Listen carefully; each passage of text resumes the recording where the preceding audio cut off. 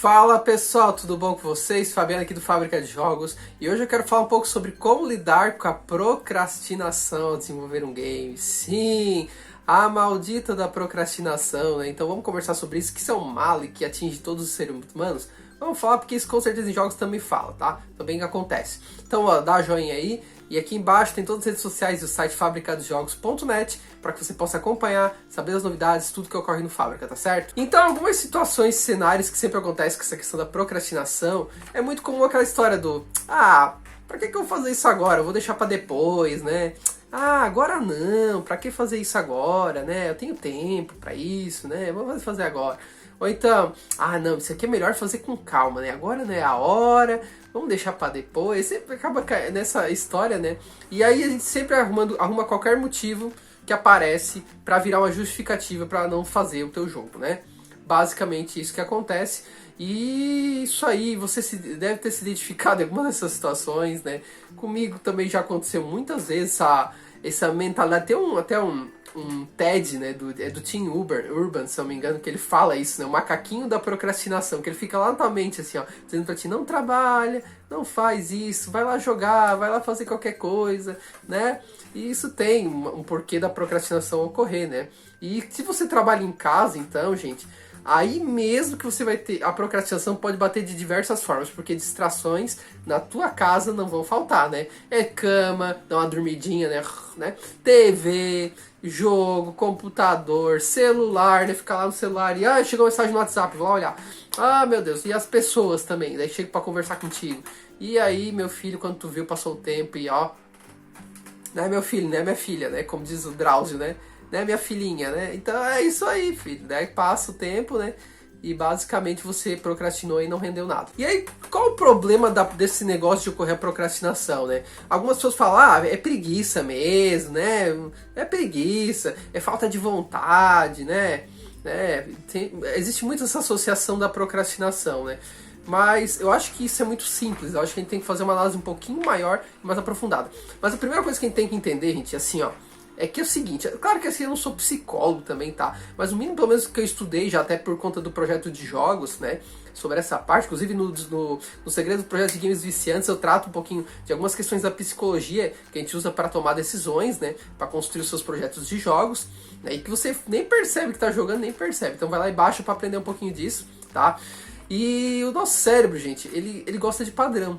Tá? Ele gosta de gastar pouca energia, entendeu? Ele não gosta que a gente fique gastando muita energia. Ele não quer que a gente pense muito entendeu? Porque isso gasta muita energia. Ele quer manter a gente ali no sossego, na tranquilidade e tal, entendeu? E aí, cara, quando você tá fazendo um jogo, você tá gastando energia pra caramba, cara. Você tá gastando... E ele, o que ele faz daí? Pô, ele quer gastar menos energia possível pra te deixar preparado pra outras situações que ele considera de risco, vamos dizer assim. E aí, o que acontece? Vem aquela mentalidadezinha, procrastina, deixa pra depois, faz depois, e aí começa, pi, e aí basicamente tu deixa pra fazer depois realmente. É isso que vai acontecer no processo, tá? O cérebro não gosta de pensar, não de pensar, mas no sentido de gastar muita energia. E aí ele vai te induzir sempre à procrastinação. E aí tem um conjunto de coisas, gente, que são associadas à pessoa procrastinar. A primeira delas, que eu considero principal até inclusive, é a falta de uma realização pessoal com o que está fazendo. O quanto tu se sente à vontade, realizado, sabe? Sentir tesão mesmo, sentido de vontade, de realização por aquilo que você está fazendo. Entendeu? A realização vai falar muito isso. Porque quando você sente realização, você entra no canal de flow lá, que eu já falei várias vezes aqui no Fábrica, e se sente imerso no fluxo e, cara, tu nem percebe, né? Então você nem se dá conta disso. Por quê? Pela questão realmente de você ter uma realização, você ter um propósito, você ter um objetivo além, né, de só fazer aquele trabalho, aquela questão. Então, qual é a tua motivação, entendeu, para isso? Até porque a motivação, gente, ela é intrínseca, ela vem de nós, internamente da gente, não é de palestra motivacional, não. Palestra motivacional só provoca aquilo fora, é temporário, é igual pastilha, cura dor de cabeça no primeiro momento, mas depois no outro dia começa a dor de cabeça de novo. Por quê? Porque tu tratou uma causa, tu não tratou o contexto inteiro do negócio, né? E aí tu não achou o cerne do problema de verdade. Então a realização pessoal é fundamental nisso aí para não procrastinar. Mas é só isso? Não, muitas vezes a pessoa tem a realização pessoal e ainda tem outros elementos que levam a procrastinar. Por exemplo, a questão de metas claras, né? A pessoa não tem metas claras. É um outro fator também que impacta. Você não tem uma meta clara do que você está querendo, do que você pretende, com um prazo bem definido, uma meta bem específica também, né? Essa meta não tem realização, é a meta pela meta. Tudo isso vai impactar também para que você procrastine. Porque você não está tão assim à vontade. Ou então você se burla facilmente com essa meta porque ela não está bem definida, né?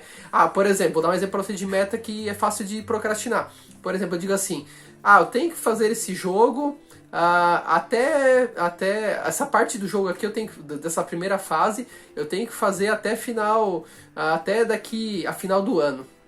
Gente, isso aqui é longo, cara. É um tempo muito longo. Que fase é essa? Que definição é essa? Sabe, tá muito vago isso aí. É muito fácil a gente se enganar quando as coisas são muito vagas. Agora, se eu digo assim, eu quero fazer a fase 1 do tamanho tal, com tais elementos do jogo, até final do mês, para terminar. Opa, aí a coisa já fica um pouco mais objetiva, mais clara para mim, né?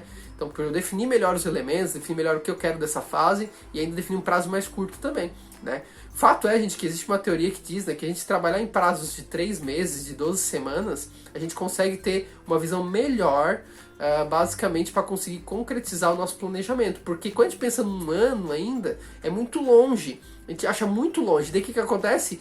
Tem tempo sobrando, então vou procrastinando, vou empurrando com a barriga, vou procrastinando. Aí quando chega nos 3 últimos meses ou no último mês, o cara, faz isso aqui, né?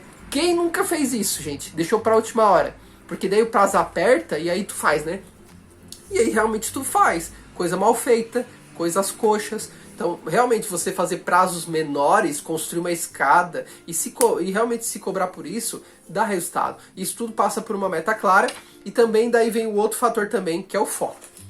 Se você não tem foco, gente, você não vai ser produtivo. Vender uma mentira para as pessoas, tá? Que você tem que se dedicar a várias tarefas ao mesmo tempo porque você está sendo produtivo com isso. Isso é uma mentira, tá? Você não tá, pelo contrário, você está perdendo produtividade. Tem um livro da Scrum que fala disso, que fala que você trabalhando em 5 projetos diferentes ao mesmo tempo, você tem só 20% de produtividade. É muito perda, gente, 80% de perda de produtividade. Você tem ideia do que é isso, gente? 80% de perda de produtividade? Então tu imagina, tu trabalhando no computador lá, dando uma olhadinha no e-mail, dando uma olhadinha no WhatsApp que apita, conversando com a pessoa que tá ali do teu lado, o barulho do sei lá, do telefone, barulho da rua. Tu vai conseguir ter produtividade num lugar desse? Vai ter foco com isso? Não vai, é muita coisa pedindo a tua atenção. E mais, quanto mais você permanece num tempo longo trabalhando só numa única coisa, você consegue ter o foco necessário e ter mais produtividade com isso. Então quando você para a cada minutinho para atender uma coisa dessa, até você retomar o que tu estava fazendo de novo, demora e aí tu perde produtividade também.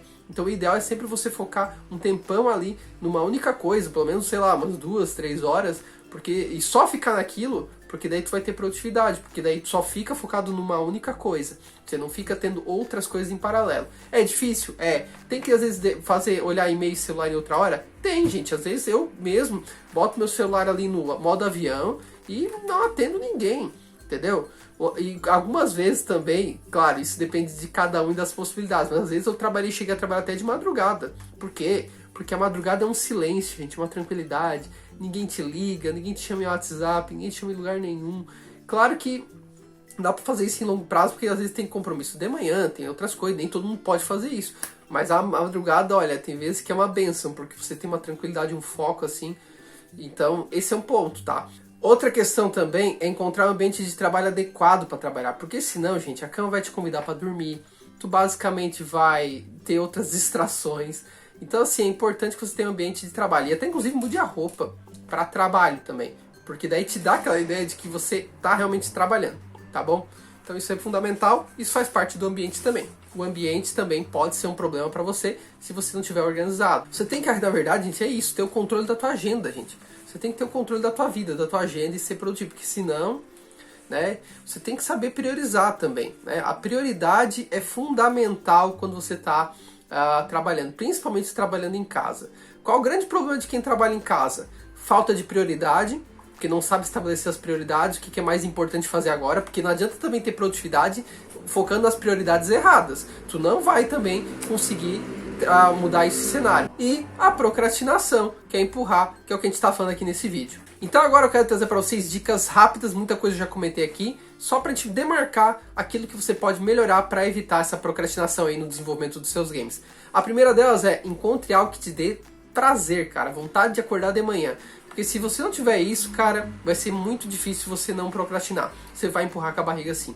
Também tenha metas claras. Estabeleça uma meta clara. Uma meta clara, gente, é uma meta SMART que eu falo. Ela é específica, S. Ela é mensurável, ou seja, tem que ser possível de medir se eu atingir ou não. Ela tem que ser alcançável, né, possível de alcançar. Ela tem que ter realização pessoal e ela tem que ter um tempo definido também, tá? Tem várias formas de fazer isso. Por exemplo, se eu disser assim, olha, eu quero ler todo dia 10 minutos de um livro aqui em casa, no meu quarto. Olha, essa meta pode ser até especificar um livro técnico, daí tu fica ao teu critério. Então, olha só, ela é uma meta específica, um livro técnico, ler em casa. Ela também é 10 minutos ainda, né? E todo dia, ou seja, ela também ela é mensurável também. Se eu ler mais que 10 minutos, eu superei a meta. Se eu ler menos de 10 minutos, eu não bati a meta, né? Ela também é alcançável, né? A gente lê 10 minutinhos por dia dá, né? Até num ônibus, algum lugar assim, né? Ela também é realizável, porque eu vou aprender mais, eu vou me sentir feliz por isso, eu gosto de estudar esse assunto, então eu tenho realização pessoal com isso. E ela é temporal. Todo dia eu tenho que fazer isso, ou seja, eu tenho um tempo definido para isso. Então essa é uma meta SMART, é uma meta realmente bem definida. Porque se você não faz isso, é muito fácil burlar, tá? É muito fácil se enganar. Outra questão também, defina uma hora que vai trabalhar, tá? Defina metas para isso, de horas de trabalho. Então, vou trabalhar 2 horas por semana, são 2 horas por semana trabalhando, estudando, enfim, o que tu vai fazer, né? E mais claro, seja flexível também com os imprevistos. Acontece algum imprevisto, você realoca, muda pra cá, muda pra lá, mas cumpre, entendeu? Estabelece uma meta semanal e cumpre isso aí. Faça acontecer, tá bom? Reponha depois, caso aconteça algum imprevisto grave, e que, claro, o imprevisto seja importante, né?